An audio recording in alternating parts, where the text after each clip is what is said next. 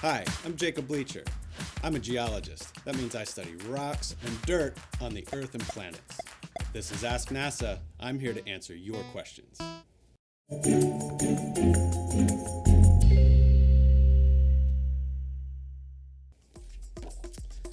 What is unique about the surface of the moon?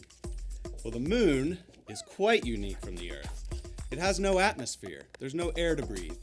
What that means is that the processes that have occurred on the moon are all preserved there in the rocks. For instance, if you look at the moon from the Earth, you may see circles. Those circles are impact craters. Let me show you. Except, making craters is really dirty business. I need my crater making poncho. Now we're ready. Let's pretend this is the surface of the moon. It looks a lot like this. That's one crater, but the surface of the moon has many more. Oh, that was a good one. On the moon, these craters have formed over time, and as you saw, material from each crater buries the previous ones, making this very rough terrain. In that terrain, at the pole, there are some craters that we believe have water ice trapped there, and they never see the sunlight. That's good for science, and could also be a resource that helps our astronauts survive. Why study moon rocks?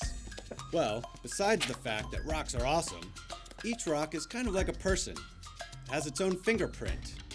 We talked about impact craters. That's recorded in the rocks. Whether or not ice or water has been near there, that's recorded in the rocks. It tells us the history of the moon.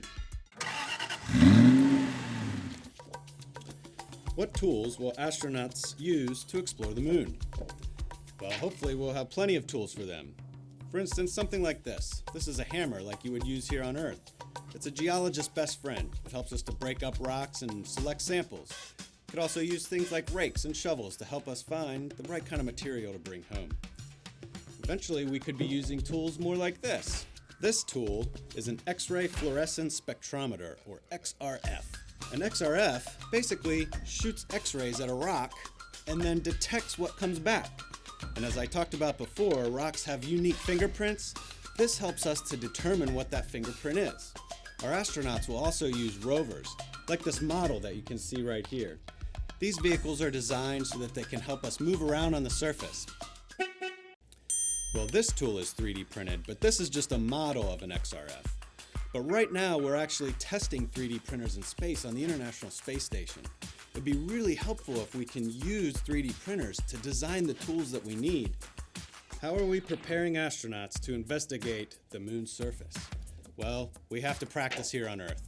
The way we do that is we talk to them in laboratory and classrooms, and we also take them out into the field, places like Hawaii or Iceland or Arizona.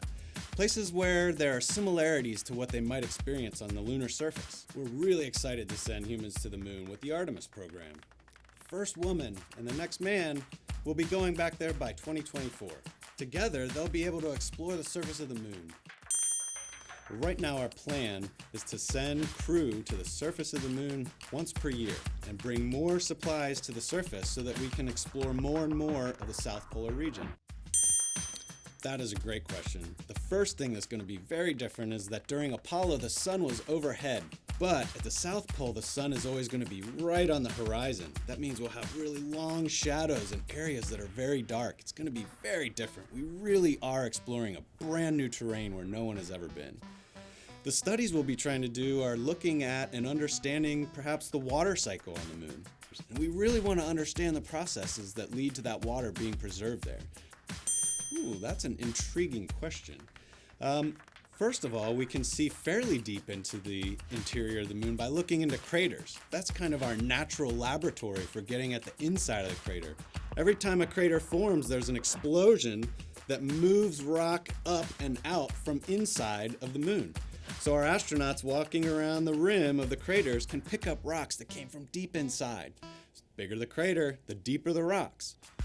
Well, in fact, we are aiming for farther out. Eventually, we want to get to Mars. But first, we're going to go to the moon and learn some really important answers to questions that will help us survive the trip out to Mars. Because I guarantee you, I'm going to have a lot of questions for them when they get back.